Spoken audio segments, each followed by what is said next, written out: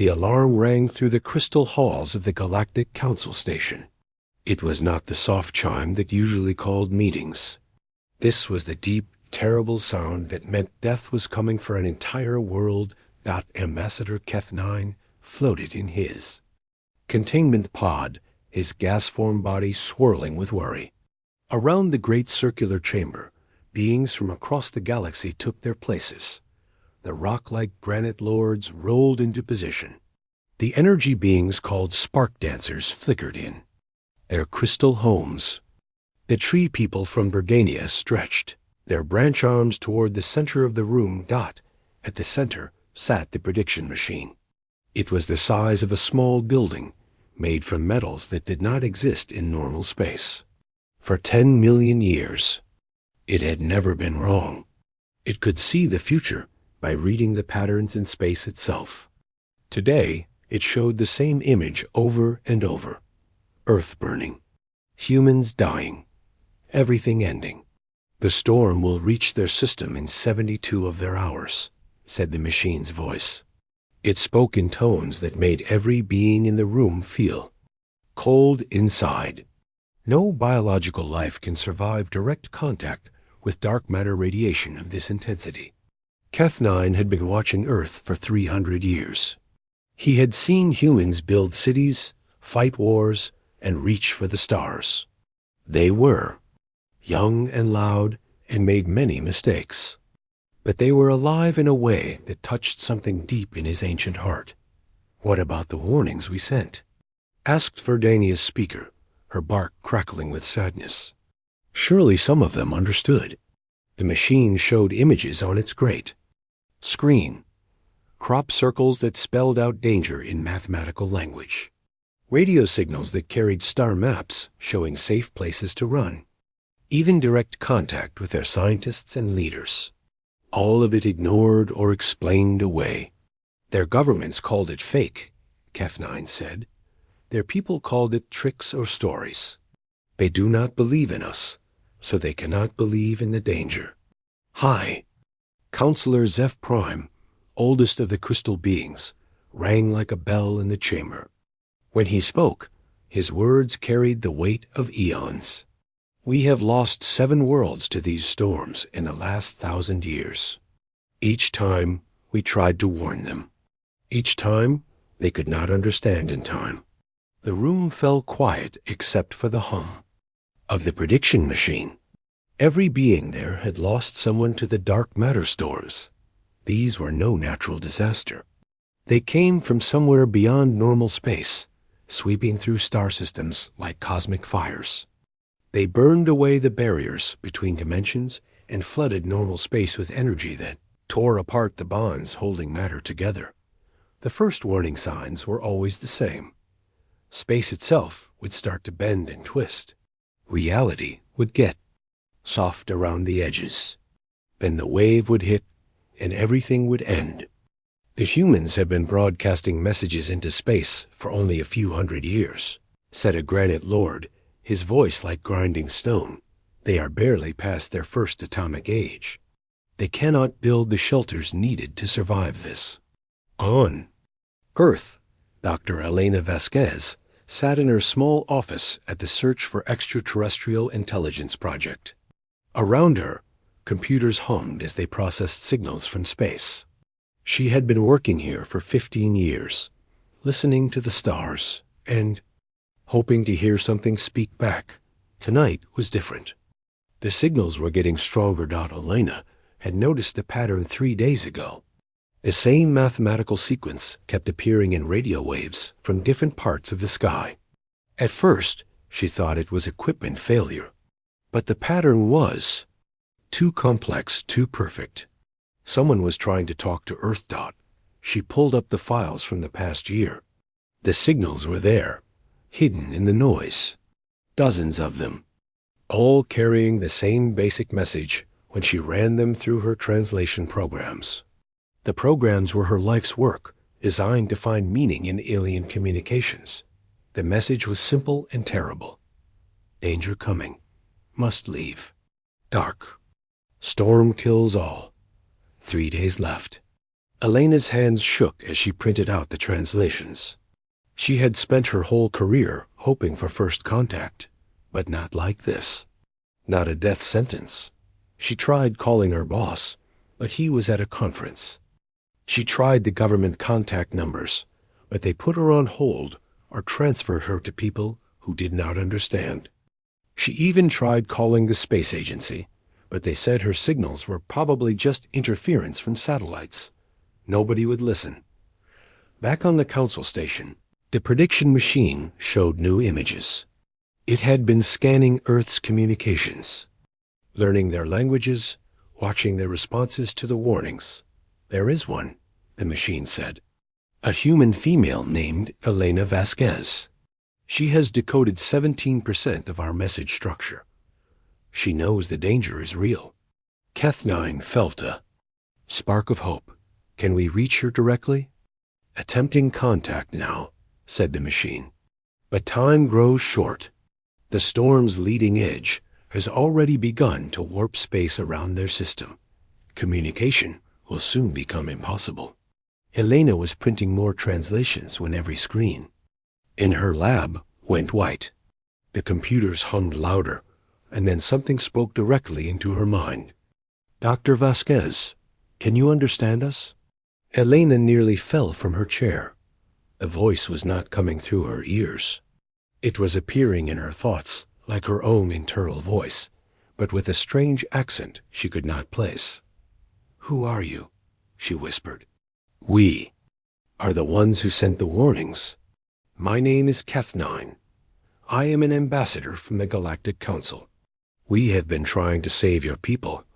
Elena looked around her empty lab. This felt like a dream, but everything seemed real.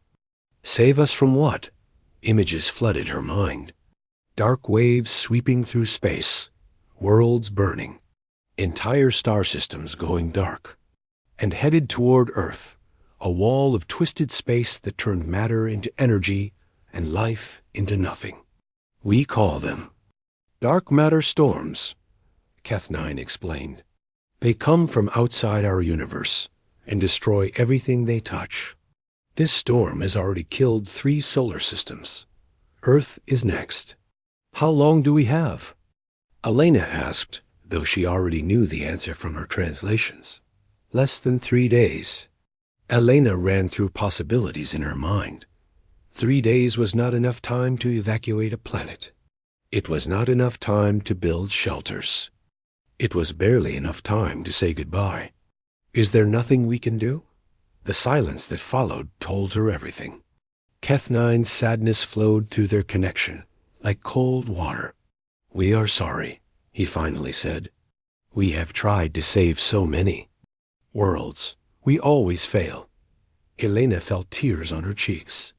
Outside her window, people were driving home from work, walking their dogs, living their normal lives. They had no idea that in 3 days, everything would end. Will you stay with us? She asked. When it happens, will you watch? Yes, Keth9 promised. You will not die alone. We will witness your passing and remember your people. On the council station, beings from across the galaxy prepared to watch another world die. They had done this so many times before. Each time, they hoped it would be different. Each time, they were disappointed. The prediction machine showed the storm growing closer. Space itself was starting to bend around Earth's solar system. Soon, the first waves would hit. Elena spent the next 2 days trying to warn anyone who would listen. She posted her translations online, but people called them fake. She contacted news stations, but they said her story was too crazy to broadcast. She even tried calling world leaders, but their assistants hung up on her dot. As the 3rd day dawned, Elena sat in her lab and watched the sky through her window. It looked normal, but she could feel something changing. The air felt heavier. Colors seemed a little different. Her equipment began to pick up strange readings. Space itself was starting to vibrate like a struck bell. On the council station, every sensor pointed toward Earth. The storm was about to hit. "Beginning final recordings," said the machine. "This will be added to the archive of lost worlds." Kef 9 reached out with his mind one last time. "Elena, can you hear us?" "Yes," came her quiet reply. "It's starting, isn't it?" "Yes, we are so sorry." Elena looked up at the sky as the first stars began to flicker and change color. "Don't be sorry. You tried. That matters." The storm hit Earth like a cosmic tsunami, and every instrument on the Council Station went white with overwhelming energy readings. The storm hit Earth like nothing anyone had ever seen. The sky turned purple, then silver, then colors that had no names. Lightning danced between the clouds, but it was not normal lightning. This electricity was made of something that came from spaces between spaces. On the Galactic Council Station, every being watched in silent horror as their instruments showed impossible readings.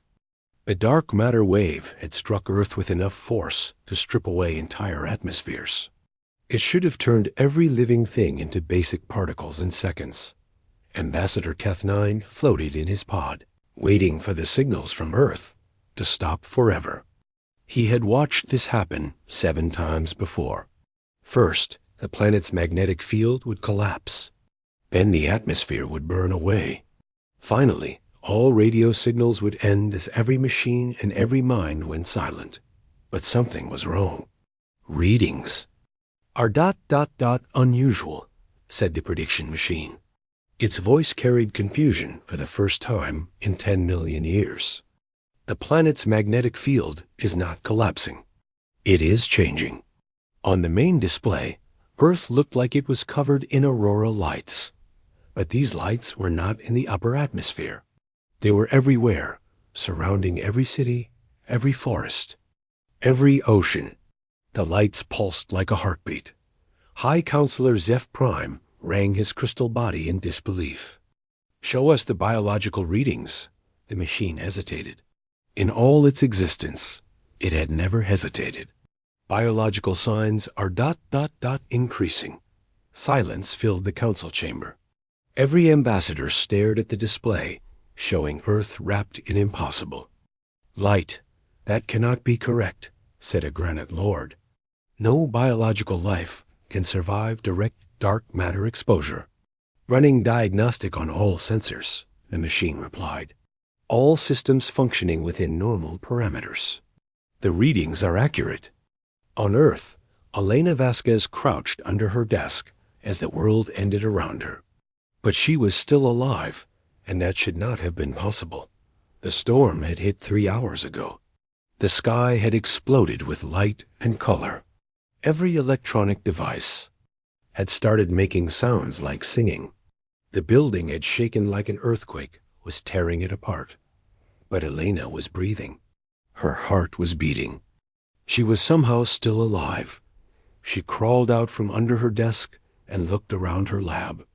Her computers were still running, but their screens showed patterns she had never seen before. The patterns moved and flowed like living things. Outside, her window, the world looked different. The air itself seemed to glow with soft purple light. In the distance, she could see other buildings still standing. Cars were still on the roads, though they moved strangely, like they were floating just above the ground. Elena tried her phone. It worked, but when she called her sister, the conversation was strange. "Elena?" her sister Maria said. Her voice sounded normal, but there was something new in it. Something deeper. "Are you seeing the lights?" "You're alive," Elena whispered. "We're alive." "More than alive," Maria said. "I feel ... different. Like I can see more than I could before. Like the world has more colors now." Elena looked at her. Hands. They looked normal, but when she concentrated, she could see tiny lights moving under her skin. The lights pulsed with her heartbeat and moved with her thoughts. "Maria, something is happening to us. I know. But I don't think it's bad." Across the city, Dr. James Chun stood on the roof of the hospital where he worked. He had come up here to watch the world end. Instead, He was watching it transform. The storm had hit the hospital directly. James had felt the wave of energy pass through his body like warm water. For a moment, he had been sure he was dying. But then he had felt more alive than ever before. Now, he could see things he had never seen before. Energy patterns moved through the air like slow lightning. Every living thing glowed with its own inner light. The trees in the hospital parking lot pulsed with green fire. People walking below him left trails of colored light behind them, and he could feel other minds dot. It started as a whisper at the edge of his thoughts. Other people, thinking and feeling, and wondering what was happening. The connections were faint at first, but they were getting stronger. Dr. Chun focused his mind and reached out toward the brightest glow he could sense. It felt familiar. Elena? Elena Vasquez? Elena nearly dropped her phone as a voice spoke inside her head. Not through her ears, but directly into her thoughts. Dr. Chun? James? You can hear me, James said, his mental voice filled with wonder. We're connected somehow. Elena closed her eyes and concentrated. She could feel James's mind, warm and familiar. But she could feel others too, thousands of them, all across the city. Human minds were touching each other for the first time. On the council station, the granite lords were arguing with each other in voices like grinding rocks. The readings must be wrong, one said. No species survives their first dark matter exposure. But they are not just surviving, another replied. They are changing. Look at these energy patterns. The main display showed Earth surrounded by new kinds of energy. Streams of light connected every major city. The planet's magnetic field had not disappeared. Instead, it had become something new, something alive. Keth9 reached out with his consciousness, trying to contact Elena again. What he found shocked him. Elena's mind felt different now, stronger, more complex, and she was not alone in her thoughts. He could sense thousands of other human minds connected to hers in a vast network. Elena, he called. Can you hear us? Keth9. Elena's mental voice was clearer than before, carrying emotions and images along with words. We're alive. We're all alive. But something wonderful is happening to us. Keth9 shared the connection with the council. Every ambassador felt Elena's. Joy and wonder flow through their minds. How is this possible? Zeph Prime asked. Elena's thoughts came with flashes of understanding. The storm didn't try to kill us. It changed us. We can feel the energy now. We can use it. To prove her point, Elena focused on a broken coffee cup on her desk. She reached out with her mind and touched the strange energy that filled the air. The cup's pieces floated into the air and pressed together until it was whole again. Impossible, breathed the Verdanian tree being. Matter manipulation through conscious thought. Alone. Our most advanced scientists require massive machines for such things. Dr. Chun had discovered something else. The hospital's emergency generators had failed when the storm hit, but the building still had power. Every electrical device was running on the new energy that filled the air. And somehow, the humans could control that energy with their minds. We don't need machines anymore, James realized. We can touch the energy directly. All across Earth, humans were making similar discoveries. Children who had been caught in the storm could make toys float through the air. Adults found they could fix broken things just by thinking about them. And everyone could feel the vast network of connected minds growing stronger by the hour. But the most amazing discovery came from a little girl named Sarah in a small town in Ohio. Sarah was 7 years old and had always been afraid of the dark. When the storm hit, she had hidden in her closet and waited to die. But the energy had flowed into her like warm sunlight, and suddenly she was not afraid anymore. Now Sarah could see in the dark. Not just see, but understand darkness itself. She could touch the spaces between things and feel the hidden connections that held the universe together. "Mommy," she said to her mother, who was glowing with soft blue light, "I can see the roads between the stars." Elena felt Sarah's discovery through the mental network that now connected all of humanity. The little girl was right. The storm had not just changed their bodies and minds. It had opened doorways to new dimensions, new ways of seeing and being. The council station, the prediction machine, was recalculating everything it thought it knew about dark matter storms. "The energy signature is changing," it announced. "The storm is no longer consuming the planet's life force.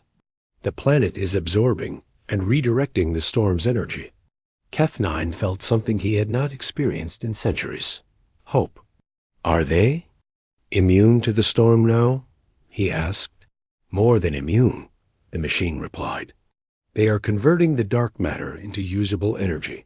The storm is actually making them stronger." Elena stood at her window and looked up at the sky. The purple lights were beautiful, but she could see deeper than that now.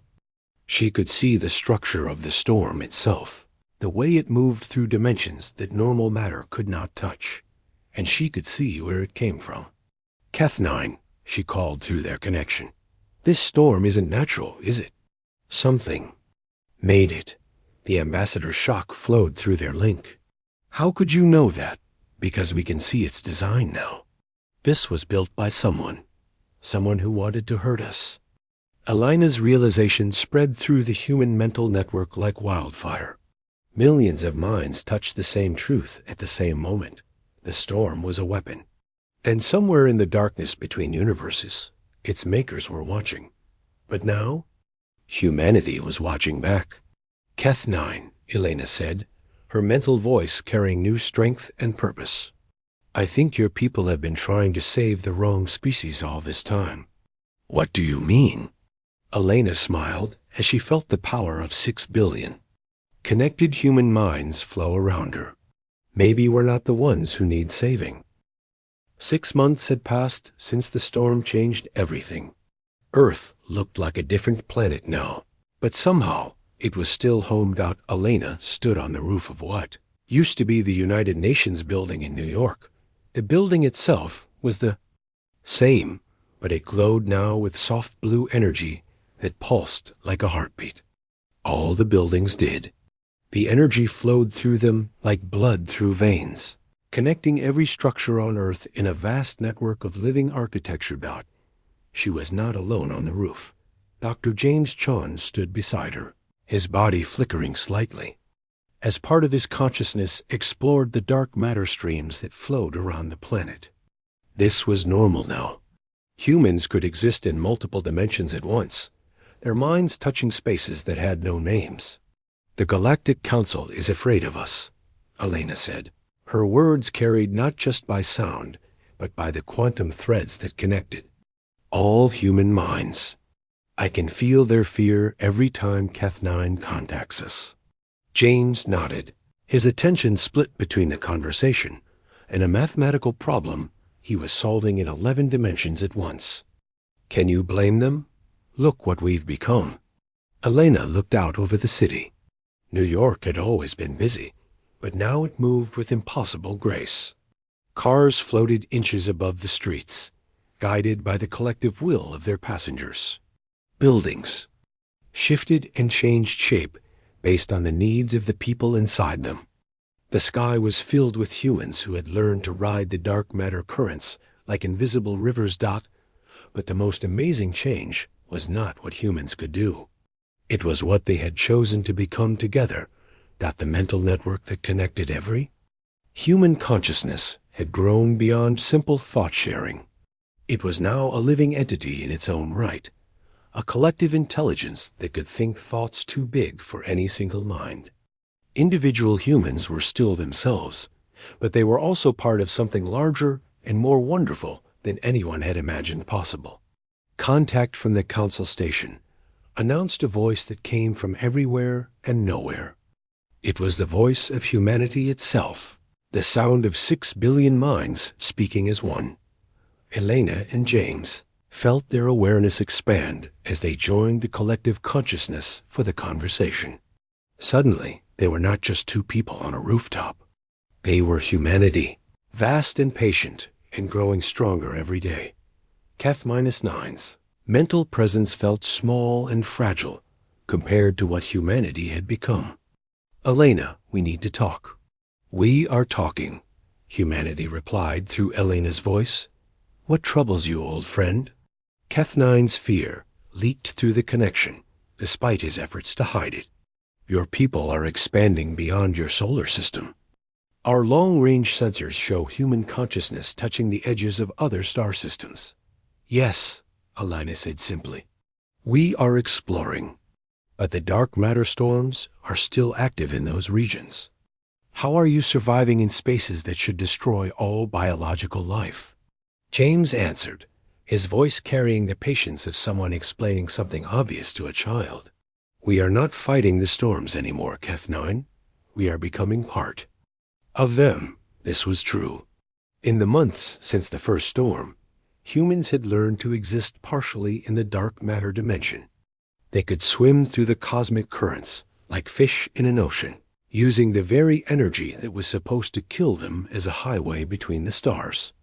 Some humans had gone so far into the storm dimension that their bodies became unnecessary.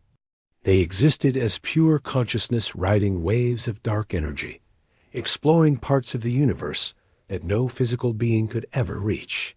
This is what we came to warn you about, Keth-9 said, his mental voice tight with worry. The storms are not random. They are weapons created by something we call the Devourers. They have been using these storms to harvest life energy from civilizations for millions of years. Elena felt the collective attention of humanity focus on this information. In seconds, billions of minds examined every implication and possibility. We know, humanity said through both Elena and James at once. We have seen their marks in the storm patterns. We have felt their hunger in the dark matter currents. Then why are you spreading deeper into the storm regions? Keth-9 asked. You are putting yourselves in more danger. Elena smiled, and her smile was felt by every human consciousness across Earth and beyond, because someone needs to stop them. On the council station, emergency sessions had been running for weeks. The crystalline Zephyrians, who considered themselves the galaxy's experts on dimensional physics, watched in growing alarm as human consciousness spread through space like wildfire. High Counselor, Zeph Prime rang with frequencies that hurt to hear. They are moving through dimensional barriers as if they do not exist. This should be impossible for biological entities. Their evolution is accelerating beyond our ability to track, reported the prediction machine. Each day, they display new capabilities that our models suggest should take millions of years to develop. A granite lord rumbled with concern. Are they still human? Or have they become something else? Ambassador Keth-9 floated in his containment pod, processing the question. His long conversations with Elena had shown him that humans were still recognizably themselves. They still laughed and cried and worried about their families. They still created art and music and told stories to their children. But they were also something new, something that could exist in multiple dimensions, share consciousness across light years of space, and manipulate the fundamental forces of reality with their thoughts. They are still human, Keth-9 finally said, but they are also becoming something we have never seen before. Back on Earth, Elena felt a tug on her consciousness. One of the human explorers who had ventured deepest into the storm dimension was trying to communicate. His name was David, and he had been a teacher before the change. Now he existed as living thought riding the dark matter streams between galaxies.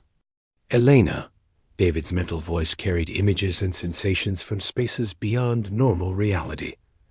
I have found something. The source of the storms. And it is not what we expected. Elena opened her mind fully to David's discoveries. What she saw made her gasp that the Devourers were not the monsters she had imagined. They were refugees, the last survivors of a civilization that had been destroyed by something even worse than the dark matter storms. They had been using the storms not just to harvest energy, but to run from whatever had destroyed their home. They are dying, David sent, his thoughts heavy with unexpected sadness. Their dimension is collapsing. The storms are their only way to gather enough energy to keep existing. Elena shared David's discovery with the collective human consciousness. In moments, every human mind was processing this new information. "We need to help them," came the unified response from humanity. On the council station, Keth9 felt Elena. "Reach out to him again." "The Devourers," Elena said. "We need to make contact with them." "That is suicide," Keth9 replied. "They have destroyed entire civilizations. They will consume you like they consumed all the others." "Maybe," Elena admitted. "But maybe they destroy others because they do not know there is another way." "What other way?" Elena's mental voice carried warmth and certainty. "Cooperation instead of consumption. Sharing instead of taking. We have learned to live within the storms. Perhaps we can teach them to do the same." Keth9 felt the weight of Elena's words. In all the galaxy's history, no species had ever tried to communicate with the Devourers. Every contact had ended in death and destruction. "The Council will never approve this," he said. "Then do not tell them," Elena replied. "Not yet." Deep in the storm dimension, David had made contact with the edge of Devourer space. What he found there surprised him. The beings that had terrorized the galaxy for eons were not the unstoppable monsters of legend. They were tired, desperate creatures clinging to existence in a dying realm. The first Devourer consciousness that touched David's mind recoiled in shock. "Impossible," it whispered in languages that existed only in mathematics. "You are biological. You should be consumed by our presence." "We are biological," David agreed. "But we are also something new. We want to help you." The Devourer's response was a mixture of disbelief and hunger. "Help? Your kind exists to feed us. That is the natural order. What if there was a different order?" David asked. "What if instead of consuming others to survive, you could learn to create energy the way we do?" For the first time in millions of years, a Devourer consciousness experienced something it had almost forgotten. Hope back on Earth. Elena felt the moment of contact through David's link. The possibility of peace with the Devourers sent waves of excitement through the human collective. But she also felt something else. Deep in the storm dimension, something vast and ancient was stirring. The thing that had destroyed the Devourer's original home had noticed the new connections forming between human and Devourer consciousness, and it was coming to finish what it had started eons ago. "James," Elena said, her voice tight with new concern. "We may have just made a terrible mistake." James felt the same disturbance in the dark matter currents. "The real enemy?" "Yes, and I think it knows we exist now. High above Earth, the aurora. Lights that had surrounded the planet since the first storm began to pulse faster. The collective human consciousness was preparing for something that made the Devourers look small by comparison. Humanity's time as students was ending. They were about to become. The truth came like ice water through David's consciousness as he floated in the dark spaces between realities. What he discovered there made him wish he had never left Earth. "Elena," he called through the quantum threads that connected all human minds. "I was wrong about the Devourers. They are not the ones who made the storms." Elena felt David's terror flow through their shared consciousness. She was standing in what used to be the Pentagon, now transformed into a crystal structure that pulsed with the collective will of humanity. Around her, military leaders who had learned to think in 11 dimensions at once were planning defenses for threats that came from spaces without names. What do you mean? Elena asked, though part of her already knew the answer. David's mental voice carried images that hurt to process. The storms are not weapons. They are tools. Harvesting tools. The Devourers did not make them. Something else did. Something that uses entire civilizations as food. The revelation spread through the human collective consciousness like wildfire. 6 billion minds touched the same horrible understanding at the same moment. They were not just dealing with the Devourers, who were desperate refugees hiding in the storm dimension. They were facing the things that had made the Devourers desperate in the first place. Elena felt the weight of humanity's attention focus on her as their chosen speaker. Show us what you have seen, David. David opened his consciousness fully, sharing memories that came from the deepest parts of the storm dimension. Elena saw vast structures that existed partially in normal space and partially in realms where physics worked differently. These were not ships or buildings. They were living things, but so large that galaxies looked like small lights next to them. And they were hungry. Not hungry for food or energy, but hungry for the spark of life itself. They fed on consciousness, on the unique patterns that made thinking beings different from empty matter. The eternal feast, whispered a voice that came from everywhere and nowhere. It was one of the Devourers, the consciousness that David had first contacted. That is what they call themselves. They have been feeding on the universe for longer than stars have existed. Elena felt the collective attention of humanity turn toward this new voice. The Devourer consciousness felt small and fragile compared to the vast network of human minds. You can speak to us directly now? Elena asked.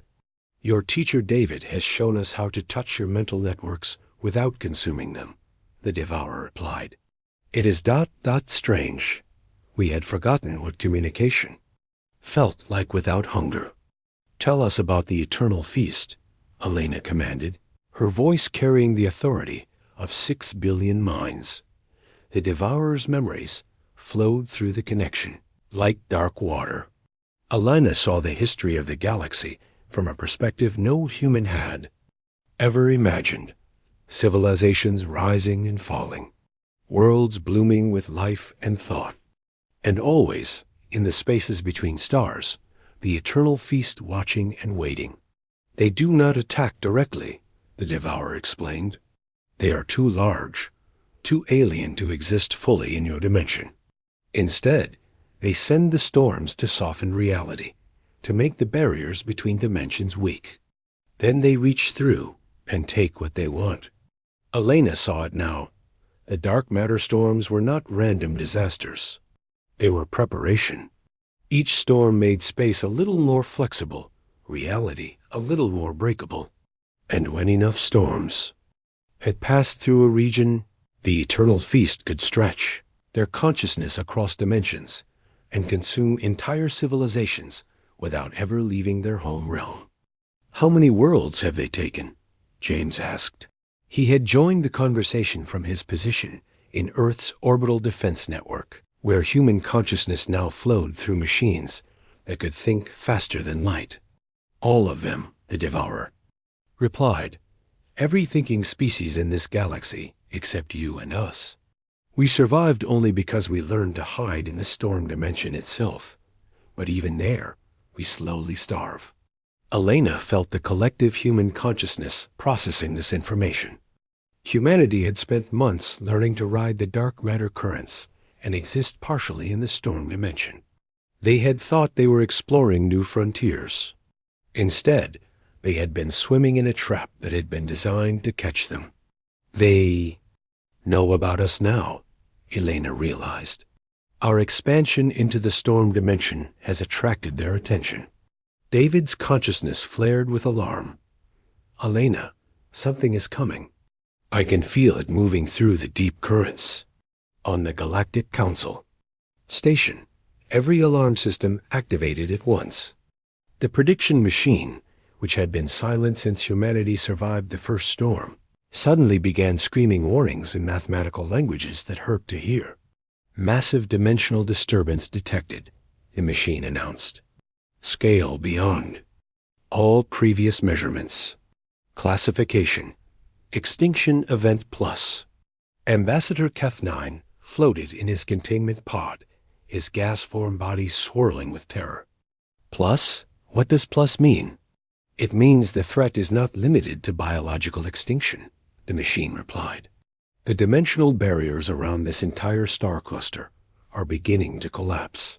If this continues, physical reality itself will cease to exist here. High Counselor Zeph Prime rang his crystal body like a funeral bell. The eternal feast. They have found a new feeding ground. The other council members looked at him in confusion. The eternal feast was a legend, a story told to frighten young civilizations. But Zeph Prime was older than most stars, and he remembered when the legends were news reports. I have seen this before, Zeph Prime said, his crystalline voice heavy with ancient memory. Twice in my lifetime, they have awakened. Both times, entire sectors of the galaxy went dark. Not destroyed, but erased, as if they had never existed at all. Elena felt Keth-9 reaching out to her through their connection. His mental touch was desperate and afraid. Elena, you have to run. Take your people and flee to the edge of the galaxy. Maybe if you are far enough away. No, Elena interrupted. The collective will of humanity flowed through her voice, making it ring with power that shook the dimensions. We do not run. You do not understand, Keth-9 pleaded. The eternal feast cannot be fought. They exist partially outside of reality itself. They are older than the universe and larger than galaxies. They have never faced anything like us, Elena said calmly. This was true. Humanity was the first species to not just survive the dark matter storms, but to thrive in them. They had learned to exist in multiple dimensions, to share consciousness across impossible distances, and to manipulate the fundamental forces of reality with their thoughts. More importantly, they had learned to do these things together. Every other species that had ever existed operated as individuals who sometimes cooperated. Humanity had become something new, a collective consciousness that could still think individual thoughts, a single mind made of billions of parts. David, Elena called to the explorer who floated in the deep currents. Can you show us where they're coming from? David's consciousness expanded, stretching across light years to touch the edges of the disturbance. What he found there was beyond description. The eternal feast existed in spaces that had no names. Dimensions where cause and effect worked backward, and mathematics was a living thing, but they were moving toward normal space, drawn by the taste of human consciousness. In the storm dimension. They are coming through the storm corridors, David reported, using our own expansion paths to trace us back to Earth. Elena felt a cold smile spread across her face.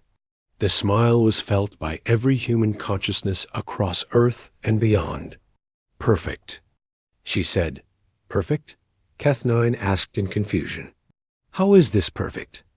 Elena opened her mind fully, allowing Keth-9 to feel the vast network of human consciousness that now spanned multiple dimensions. He gasped at the sheer scale of it. 6 billion minds thinking as one, their combined intelligence operating at speeds that made light seem slow. They are using our expansion paths to find us, Elena explained, which means they are coming to us through territory we control. Territory where we set the rules. The collective human consciousness began to prepare. Across Earth and throughout the solar system, reality itself started to shift and flow. The barriers between dimensions became fluid, controlled by human will. Space-time became a tool that humanity could reshape at thought-speed and in the deep currents of the storm dimension. David began to lay traps that existed in geometries the eternal feast had never encountered before. You are going to fight them, Keth-9 realized. We are going to teach them, Elena corrected. The same lesson.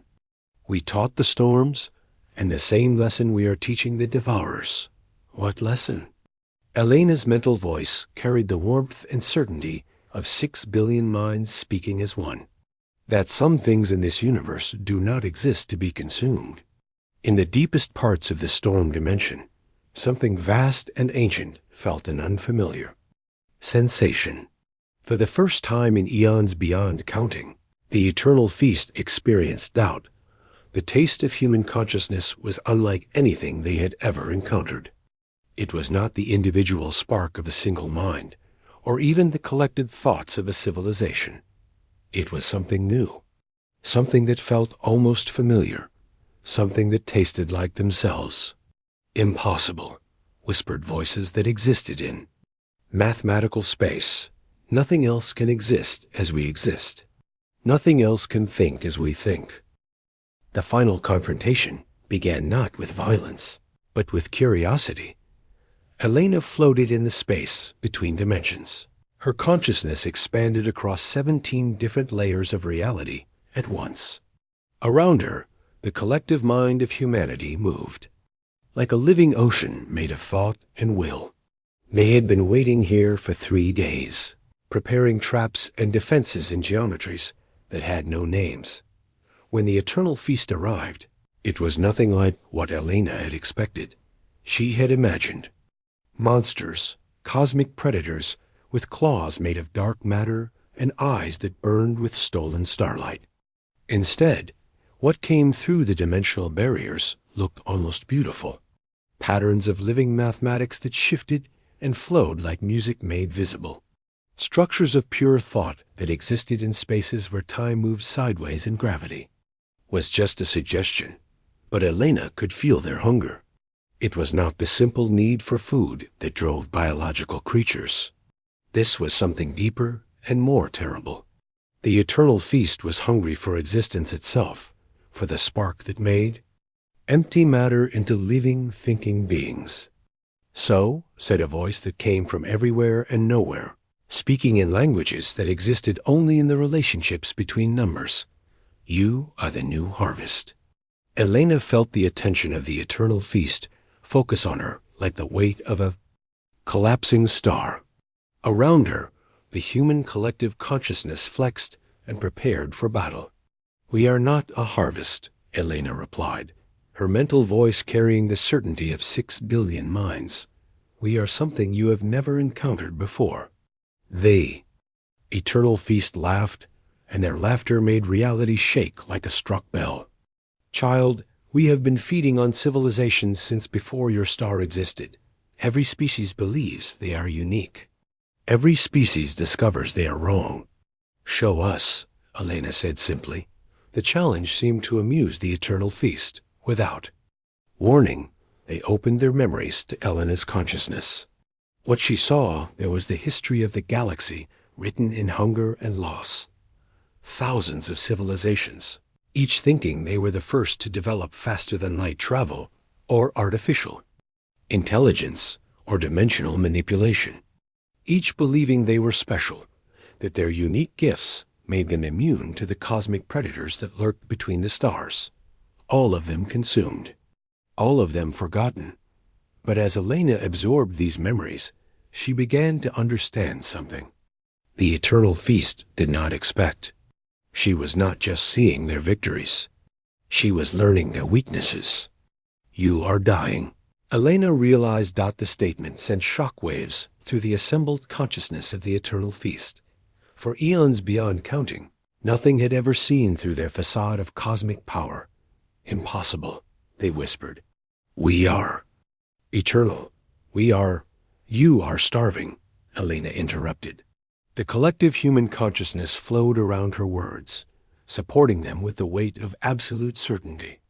You consume other civilizations not because you choose to, but because you do not know how to create life energy yourselves. Elena felt the truth of it through the connection. The eternal feast was ancient beyond imagining, but they were not truly alive in the way that biological species were alive. They were patterns of consciousness that had somehow survived the death of the universe that gave birth to them. For billions of years, They had sustained themselves by consuming the life force of younger civilizations, but each feeding gave them less energy than the last. They were like beings trying to stay warm by burning books, always needing more fuel, never able to create new fire. "You are refugees," Elena said, her mental voice filled with sudden understanding. "Just like the Devourers. You are the survivors of something that ended long ago, trying to keep existing in a universe that was not made for you." The Eternal Feast recoiled from her words as if she had struck them. "We are not refugees. We are the harvesters. We are the—" "You are afraid," Elena said gently. "Afraid of dying. Afraid of being forgotten. Afraid of admitting that you need help." The silence that followed was deeper than the spaces between galaxies. For the first time in cosmic ages, the Eternal Feast had nothing to say. Elena felt the moment like a door opening in her mind.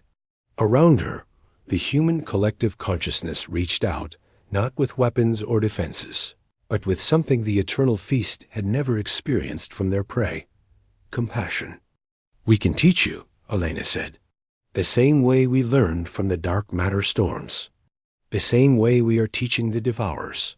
You do not have to consume others to exist. You can learn to create your own life energy." "Lies," whispered the Eternal Feast, but their mental voice was uncertain now. "Nothing can exist as we exist without consuming others." "We do," Elena said simply to prove her point.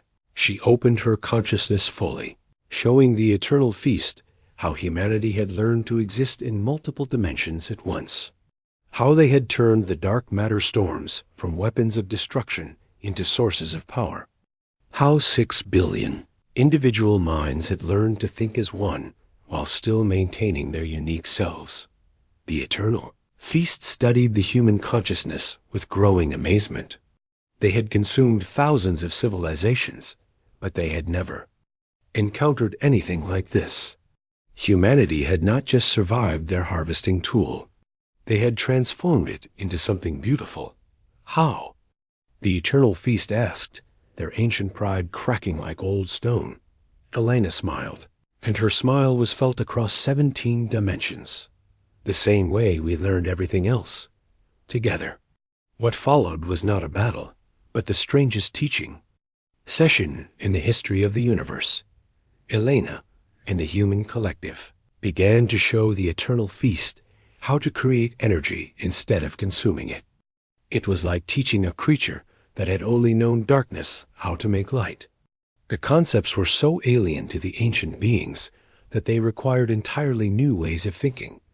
But slowly, incredibly, the Eternal Feast began to learn.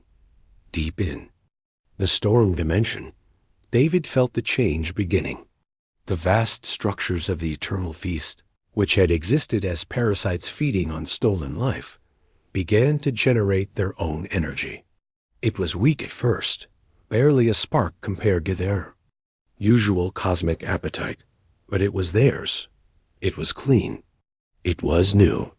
"Impossible," breathed the Devourer consciousness that had been hiding in the storm currents.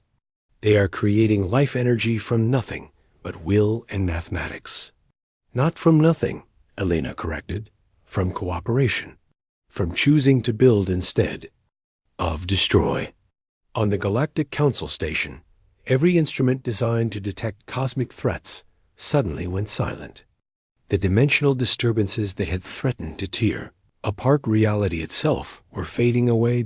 Ambassador Keth9 floated in his containment pod, his gas-formed body swirling with confused hope. "The Eternal Feast. They are withdrawing?" "Not withdrawing," said Alana's voice, carried across impossible distances by quantum threads that connected all conscious minds. "Learning." High Counselor Zeph Prime rang his crystal body in disbelief. "Learning what?" "How to exist without consuming others. How to create instead of destroy. How to be gardeners instead of harvesters." The transformation took months to complete. During that time, humanity served as teachers and guides to beings that were older than stars.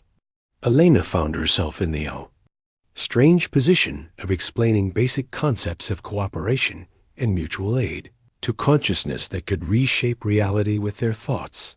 But the Eternal Feast were eager students once they understood the possibilities. For eons, they had been trapped in a cycle of consumption and hunger, never able to create anything new. Now they discovered the joy of building, of nurturing, of watching something grow instead of watching it die. The first joint project between humanity and the Eternal Feast was the rehabilitation of the Devourers. These ancient refugees had been hiding in the storm dimension for so long that they had forgotten what it felt like to exist without fear. Elena and her team worked with the Eternal Feast to create safe spaces where the Devourers could learn to generate their own energy.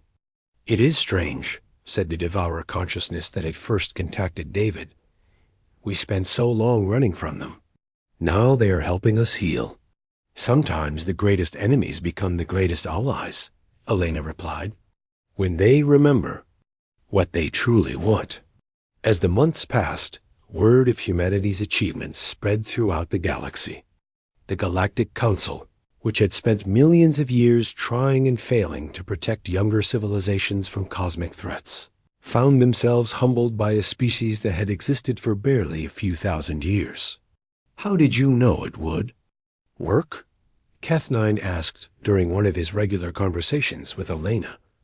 Elena stood in her crystal chamber on Earth, but her consciousness stretched across multiple dimensions to touch the minds of her fellow humans scattered throughout the galaxy.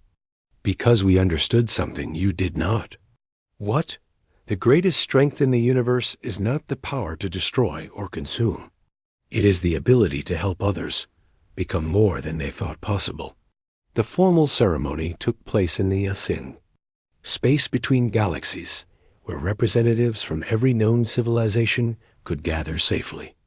Elena stood at the center of the vast assembly, her consciousness connected to every human mind in existence. High Counselor Zeph Prime spoke for the Galactic Council, his crystal voice carrying across the void. By unanimous vote, the Council recognizes Earth and humanity as the first guardian species in galactic history. Elena felt the weight of the title, but also its promise. What does